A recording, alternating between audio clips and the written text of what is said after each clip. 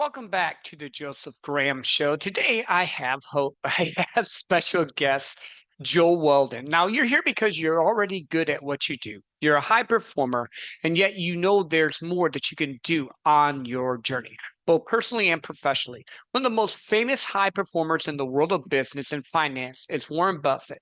He's called the best investor of all time and is now one of the world's richest men. When Warren said you can improve your value by 50% just by learning communication skills and public speaking. That's why I want you to meet Joe Weldon, a speaking skills coach and a member of the Professional Speakers Hall of Fame. He is the creator of the ultimate speaking system for entrepreneurs, business owners, and executives who want to speak even more effectively. What he's going to share with you can help you be even better speaker and communicator. Joel has been paid to speak at over 3,000 events and has personally coached over 10,000 speakers. I've seen how he can turn an ordinary presentation into an extraordinary one. You will too. Please welcome Joel Weldon, who is going to help you be an even better speaker.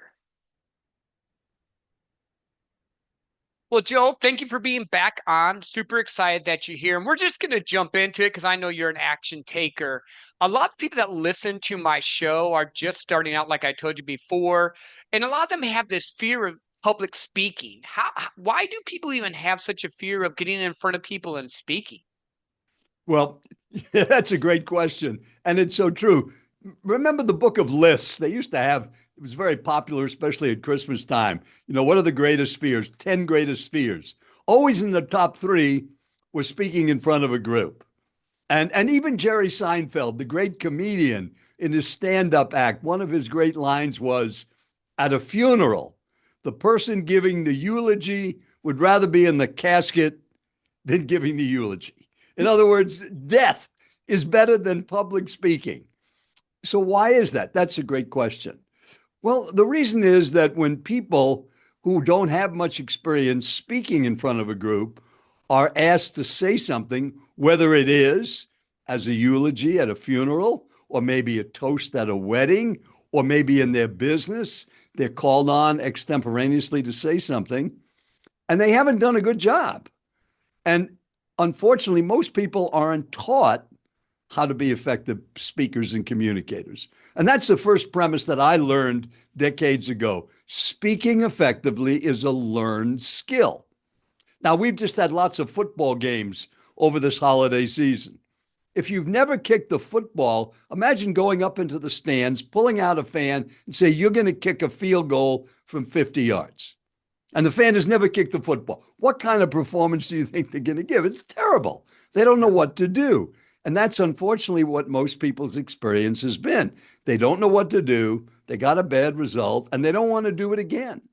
So they can remember whether it was in high school or even elementary school, where they stood up in front of a class or a group of their friends and they didn't get a good response. But the main reason is they're focused on the wrong thing.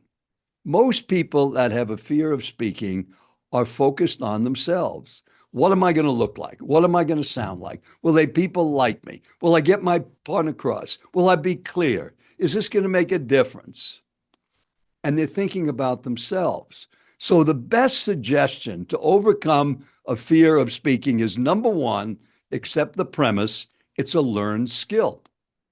That's why Toastmasters has been around for over 100 years, helping people overcome their fear of speaking.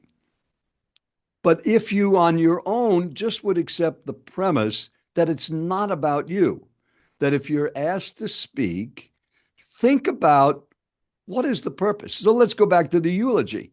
If you're asked to speak at somebody's funeral and say some words about somebody departed, and you and I were just talking, you lost your mother. And, that's a sad time. What would you say? It's not about you. If you were asked to make a comment about Joe's mom and you knew her well, it would be all about his mom. It wouldn't be about you. And that's what you need to think of in a business situation, a sales situation, a personal situation. It's not about you. So if you can get yourself out of the way, don't think about yourself. Think about how is this going to help the audience? I'm going to share something that's going to be a benefit to them. And that's the thing that you and I are doing right now. You and I don't need to be doing this, but we're doing it because of the salespeople listening, the entrepreneurs that have just started a business, the people that are wanting to get outside of the corporate world and be more independent. That's who your listeners are. And that's who this message is about. It's not about Joel Weldon or Joe Graham. It's about you as the listener. And if you can have that mindset every time you're asked to speak in front of a group, it's amazing what can happen. So, does that kind of answer the question? Yeah, no, it does. And it lays a really good framework because that's what I've taught with sales. With it's always about the customer. It's always about helping them. And that's why I've won at it because I've never made it about me or cared if I looked weird or funny because guess what? If it hits the point for them, we're good. So I know a lot of people are like saying, okay, cool, make it about them. But how do they even start to formulate or get their talk or speech set up? Do you have like a format that you suggest people use? Yes. So, we have an ultimate speaking system. And one of the tools in the ultimate speaking system is the NFV formula. And this is a great tool to use whether it's in a sales presentation or a personal presentation or a business meeting.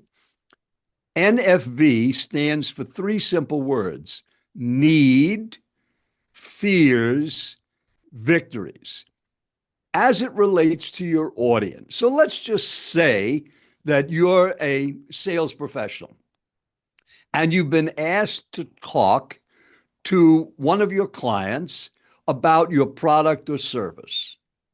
And they're going to give you 15 minutes to make a group presentation to many different decision makers. So if you would start off by thinking about this group, not about you, not about your message, about the group. Who are these people? Well, let's call them branch managers. All right, they're branch managers. What do they need to know? What do they need to know about the subject I'm talking about? So if it's a product or service, they need to know, why is it important to have this? What problems does it solve? How easy is it to use? Is the cost reasonable? All of those things would be needs. So if you would start preparing for any presentation, make a list of what does your audience need to know about the subject you're going to talk about. Second word, fears. Now, fears isn't terrified like at a movie. Fears means worried, concerned, keeps them up at night. So as you think of this audience that you're talking to, these branch managers, what are some of the things they worry about? Well, if I invested in this product, will it really solve my problems? Is it going to really be worth the money? We made a decision last year. We bought something like this and it didn't work. And my boss didn't think I made a good decision. Maybe that's going to happen again. Those are the kind of things that if a speaker knew the needs of their audience and now could understand some of their fears, worries, or concerns. And now the third word, victories, which would be positives or successes or wins. Well, one of the wins is if this meeting was announced to a big company and was inviting branch managers, they showed up. They didn't have to show up, but they did show up. So that would be a victory. There's some interest already in what you have to say because they showed up. Mm-hmm. Number two, the company picked you as a salesperson to make this presentation, which shows good faith and trust in you and your credibility. That's a victory. The more that you can enumerate the things that are working for you as it relates to the audience. And maybe we're going into a new year. This is perfect timing for these district managers based on the challenges they face. This is a very positive thing. So just imagine, Joe, if everybody listening to this before their next presentation of any kind knew the needs of the people they were talking to, their fears, worries, or concerns, and their victories, their successes or achievements, and then used that as a litmus test and said to themselves, The only thing I can talk about is something that meets a need, overcomes a fear, or reinforces a victory. If it can't do any of those three things, no one cares. Don't talk about it. It's not relevant. And yet, how many times, as you're listening, have you been to a meeting and heard a speaker talking about something that you had no interest in? There was no connection, there was no relevancy. It wouldn't matter how great a storyteller they were, how much humor they had, how good their visuals were, if they had audience participation. None of that mattered if what they're saying didn't meet your needs, overcome your worries or concerns, or reinforce your successes and take it to the next level. So that's why those three words can be so valuable as you're listening: needs, fears, victories. Do you Love like that. that, I Joe? think I do. Well, because when I do sales and all, I am not the small talk guy. I'm not going to come into a meeting with CEOs, CFOs, and ask them about the weather or the sporting event. I'm going to get it down to what's in it for them, what they need, and how I can benefit them. And you hit the three main points. People buy because they're either fear of loss, they're happy about something, or there's something that you've shown them you can do to help. So no, I love that. Now, going into the speaking thing, I have to ask this question. Everyone's gonna be like, well, that's great, but how do you even get speaking gigs? How do you even start to get on stages? Because if you've not done it before, how do you build that? Well, first of all, one of the great things, if you're in sales, the nice thing about getting on stages is you don't have to get paid. Now, I was a professional speaker, which meant my business was getting paid to speak, which I still do. Mhm. But when you're in sales, you can offer to speak without getting paid because you have something to offer, especially to the audience that we're talking about. If these are branch managers of a big company that are already using your products or services, and now you've got something new, this is a great opportunity. And even today, when I started over 50 years ago, if somebody told me, yeah, at the height of your career, you're going to be speaking for free, I said, no, I'm never going to speak for free. Well, I'd much rather speak for free and offer my services because I can generate a lot more income doing that than getting a speaking fee. And even those speaking fees now, and it's not unusual for people in our profession, sales, communications, personal development, 100,000 for a keynote speech is not unusual anymore. 50,000 is fairly common. 25, if you're anybody, is kind of the minimum level. Now, 25,000 for a 45-minute keynote address. And I've got lots of clients I work with that are generating that.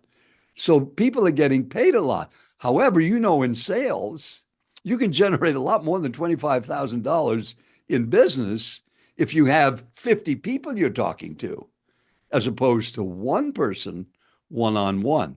So, how do you get more speaking engagements? You speak.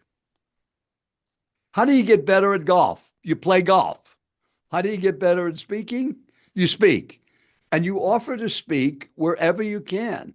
Now, there are, and a beginning place for a lot of people, Toastmasters. Join a Toastmasters club. That's what changed my life and why I'm still in it. I joined in 1969 the Tempe, Arizona Toastmasters.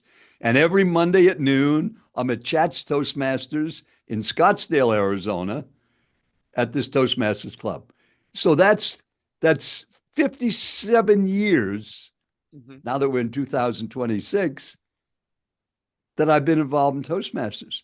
And it's amazing how that can help you practice. So that's one place to go. Then there are service clubs all over any area you live: Rotary, Kiwanis. Then there are business groups: YPO, Young Presidents Association, EO, Entrepreneurs Organization, Vistage. All of these high level investment type groups for C-level executives have speakers all the time, and they pay them. You could offer to speak, but don't get paid. But one thing has got to be good. You've got to be an effective communicator, or nothing good is going to happen when you speak. So there are many ways to do that. But here's the simplest thing. Anybody, as you're listening, you have an email list. If you're in business, if you're in sales, you've built an email list.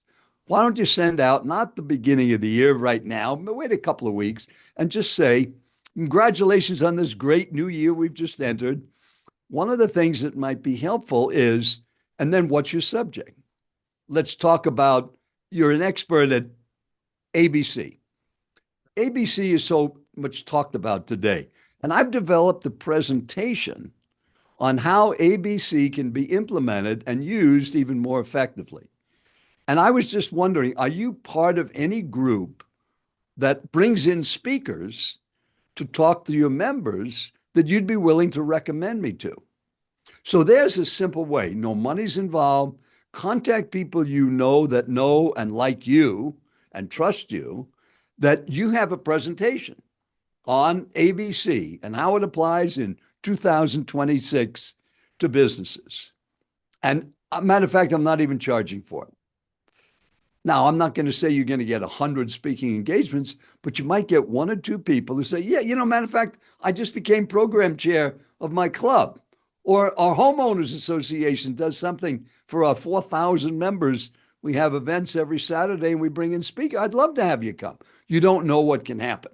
So that would be one suggestion. Contact people you know, tell them you've got a presentation, outline what the benefits are, and then just ask, not if they would have you speak, do they know anybody that's part of an organization, or are you part of an organization where you bring in speakers? Would you be willing to recommend me?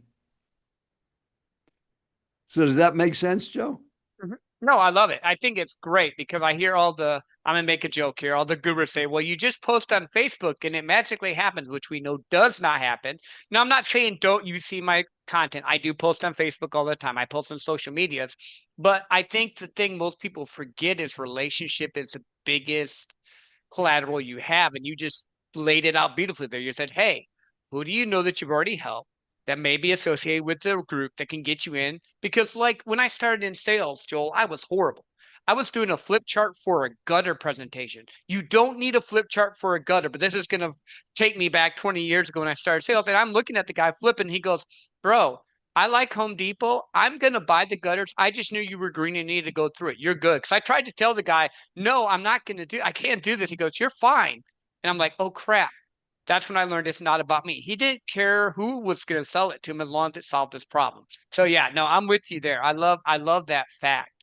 Um, with crafting your message, because I do know with my audience, a lot of them are like they have the grand idea of being a speaker, but maybe they haven't, like I've done sales for years, so I could zone in on that. Maybe they're trying to figure out what topic they could teach on. Maybe they're 25 to 35. They haven't done everything they wanted yet, but they want to get into speaking.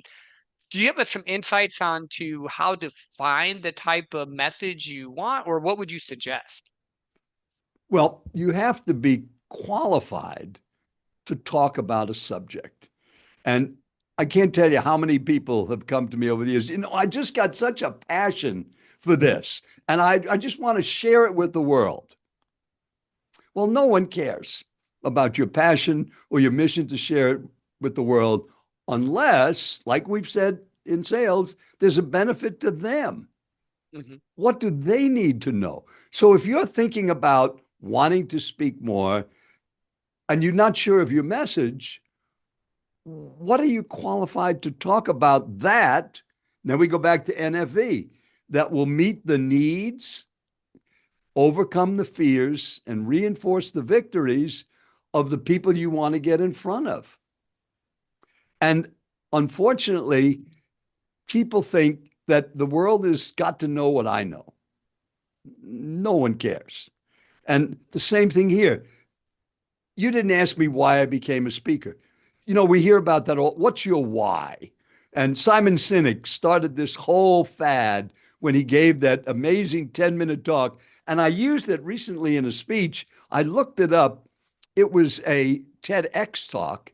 And there were only, and I don't want to exaggerate the number, but I think it was under 50 people were in the room that saw that original presentation, but it went viral. Yep. And it launched Simon's entire career on what is your why.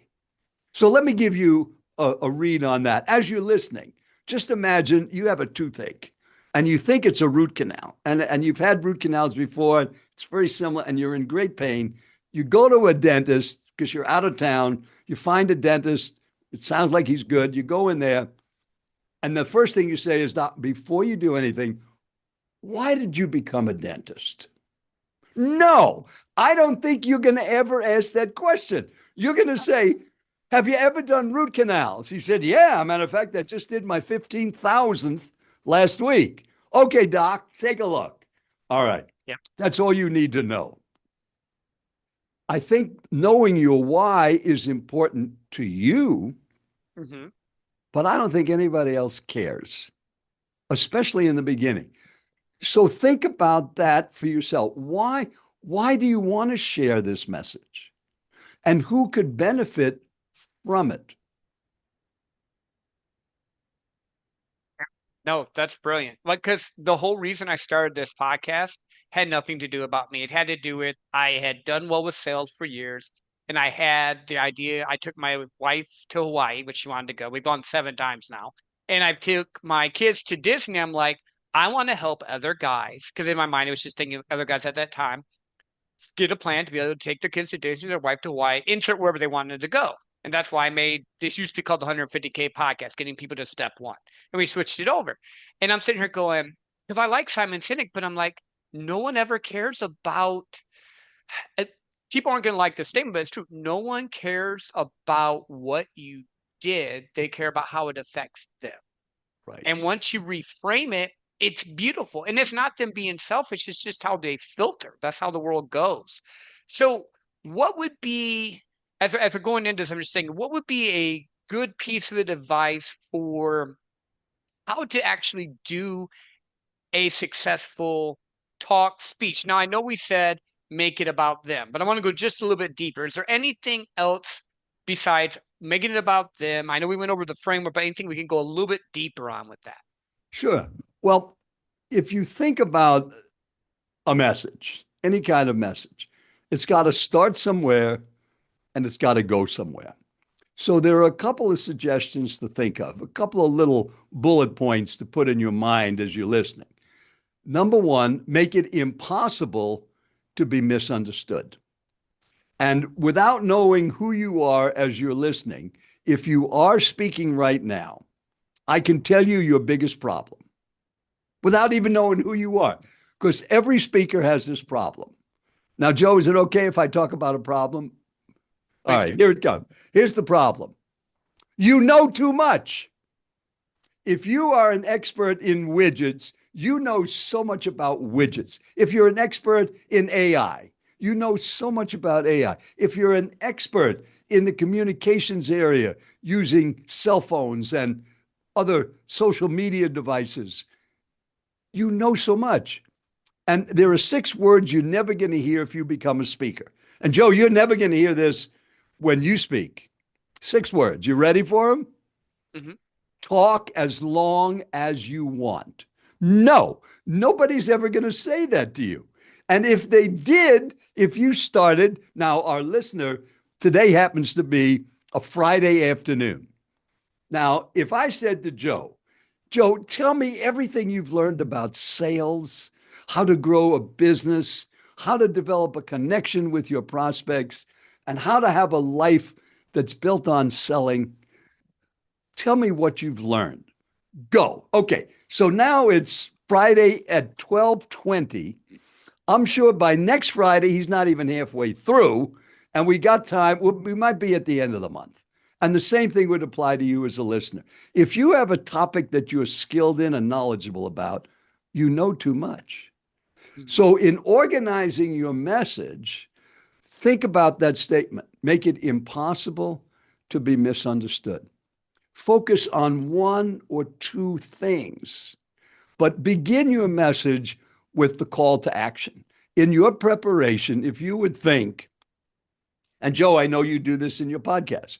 Okay, I'm going to invite so and so to be a podcast guest.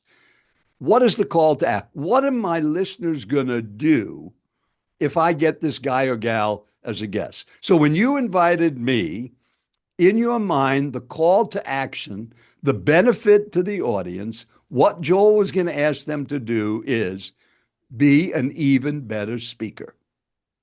That's what this podcast is about. The 45 minutes you and I are going to spend together today with Joe, it's about that one thing. It's not about our hobbies or our interests. It has nothing to do with Joe's kids or my kids. It has to do with you and your ability to sell or lead as an entrepreneur and build a business that's going to grow and scale. That's what this is about by being an even better speaker. So make it impossible by making it clear. Then, if you would think, what do they need to know about this subject? They don't need to know what you know. They need to know just enough. So here's an example of not getting stuck in minutia and details. And I'm going to put you on the spot a little, Joe. You mentioned about being in Hawaii. You've gone many times. Have you bought a new car in the last 10 years? Bought a used car, not a new car. All right, a used car. Okay. All right. What's the axle ratio on that car? Have no clue. You don't. All right.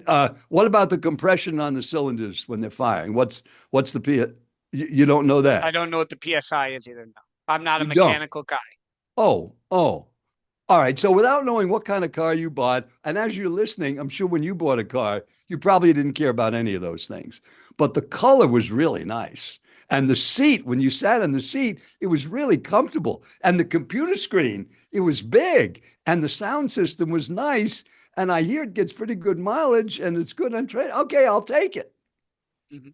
However, a good car salesperson who's an audiophile, a nut on cars, could probably go over hundreds of features and benefits on a car. Would you agree? Axle ratio, compression, braking discs, all. And you know what? Most of us don't care. We make a decision, second biggest decision of your life as you're listening, your home, number one, and your automobile or truck, number two. Biggest investment. And yet you don't know diddly squat about most of the things about that car or truck, except it's comfortable. I like the sound and the backup camera's great. And Yep. yeah, it's got this cool little thing here. I'll take it. And that's what you need to think about in your message. You don't need to tell them everything about the subject, just enough, just like a great car salesperson does on that automobile or truck, just enough to get Joe to buy that used vehicle and be thrilled about the purchase. So we started off with an opening, and you got to go somewhere with a close.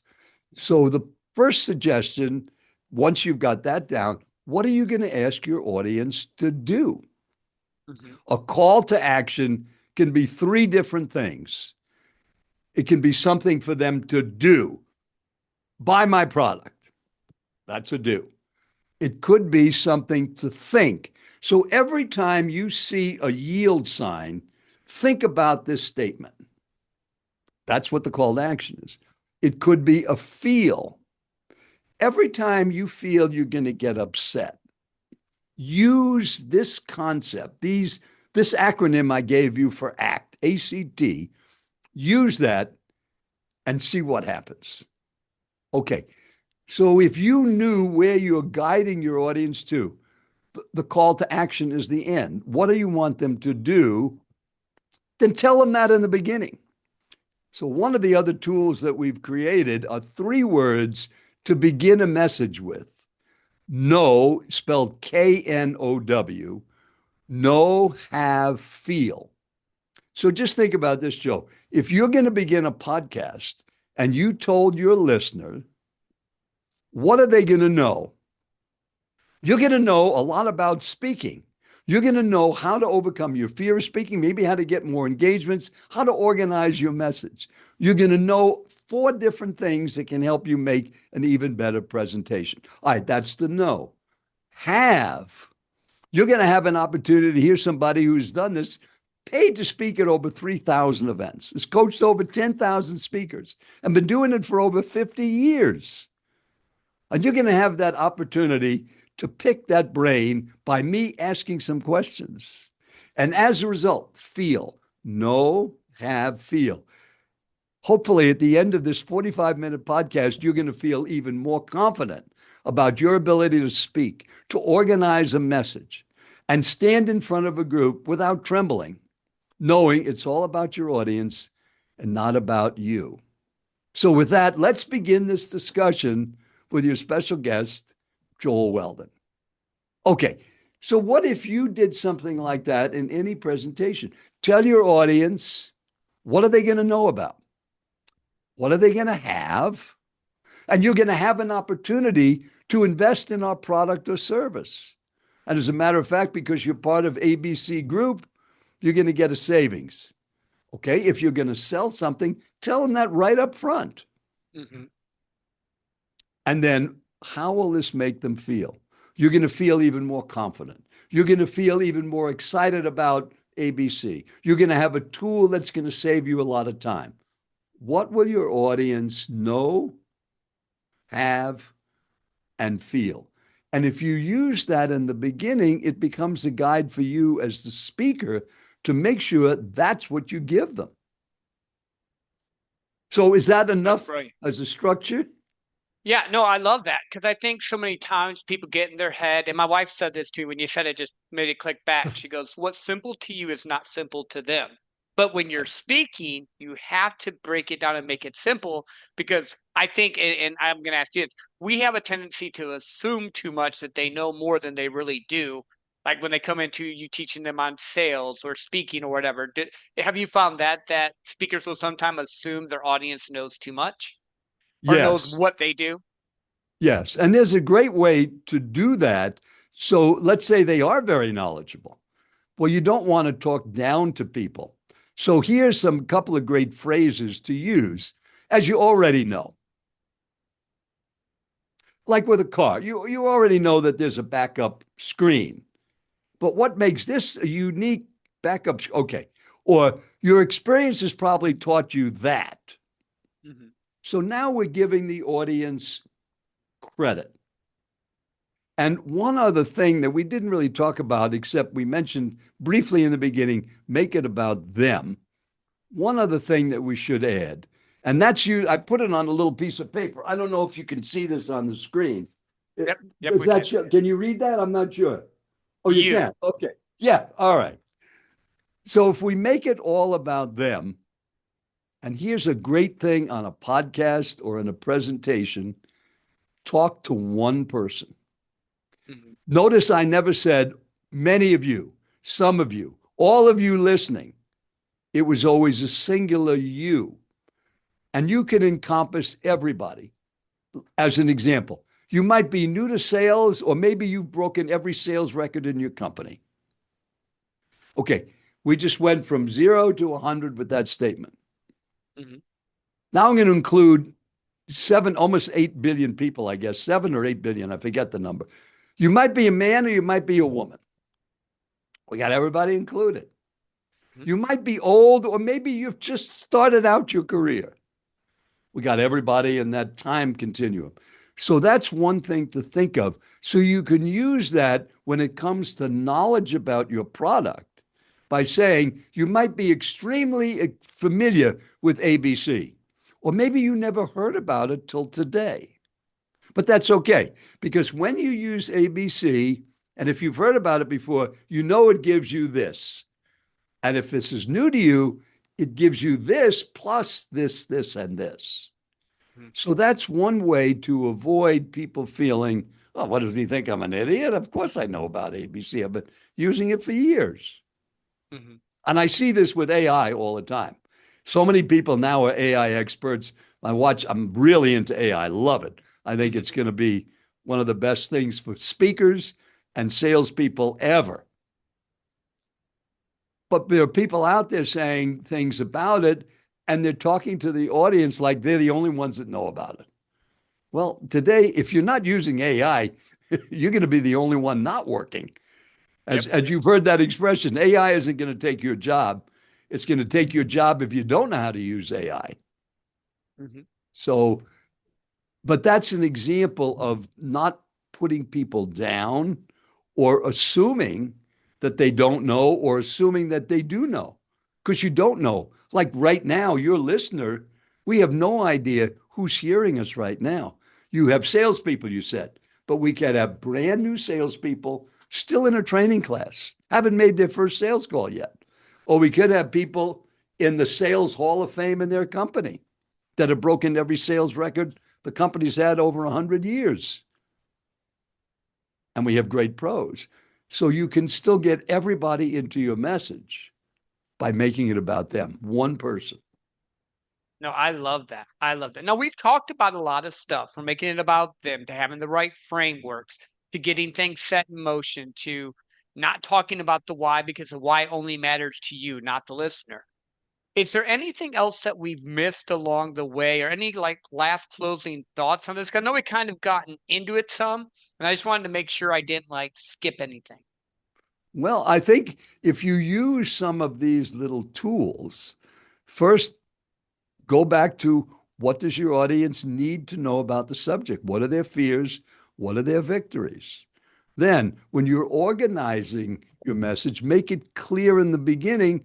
And one of the tools that has been very helpful is telling them what will they know. In our 10 minutes together, you're going to know what? You're going to have what? You're going to feel what? And that can take 1 minute or 30 seconds, depending how much time you have. And then when it comes to the call to action, well, this is one thing we didn't talk about. Most ordinary speakers and presenters end with a call to action. So let's just say it's a product sale. We're talking about that product ABC. So, based on what Joe did inviting me here to your company and the fact that you're all branch managers, this ABC is going to revolutionize your business. And here's a simple offer. If you sign up today, you get this, and you get this as a bonus. And all you have to do is just there's a little card in front of you, put your name on there, I'll contact you, and we'll work out the details. Okay, now that's a call to action and a close. And then most ordinary speakers say, so hopefully you'll take advantage of that. Joe, it's all yours. And they end. So here's a little twist on that. And this might be helpful in your podcast too. Whatever you've asked your listeners to do is the call to action, but never end on a call to action. End with one word and then a description. Now, that one word can vary, but I'm going to use the word imagine. So let's go to this branch manager hypothetical meeting that a salesperson is talking at. And the call to action was fill out that card, I'll contact you, and we'll get started with ABC. So just imagine it's 6 months from now, and you've had me back again to go over some of the benefits you've received in the last 6 months. And as you look at the numbers, you're amazed that retention has improved by over 25%. The number of complaints has been cut in half. The interaction between you and your customers has reached the highest level, and you've got the highest customer ratings you've ever had before. And how did all of those things happen? Because for the last 6 months, you've been using ABC. That's what can happen when ABC becomes part of this company. Joe? Okay, so here's a way to end any message. Paint a picture of your listener taking action on the call to action you've given them and what their life will be like when they have. And when you end with that, it's such a difference in impact. And by the way, that's how we're going to end this presentation for you. So the call to action, we haven't gotten to that yet. I'm not selling anything, but you can just look me up and check me out. I've got plenty of stuff on the internet, just Joel Weldon's Ultimate Speaking System. But that's not why we're here. We're here to give you ideas on how you can take what you know and share it with others and make presentations and overcome that fear of speaking, like Joe mentioned in that very first question. So, Joe, does that make sense? The imagine painting that picture as a way to end? No, I love it. In fact, my mind went to this. Joel mentioned this earlier. Look at your network, find out who you can ask, and imagine if you actually went and asked 100 people how many different stages you could be on, sharing your message and helping people find what they need that you can provide. Go be legendary. And until next time, I appreciate you all listening and I look forward to hearing your success.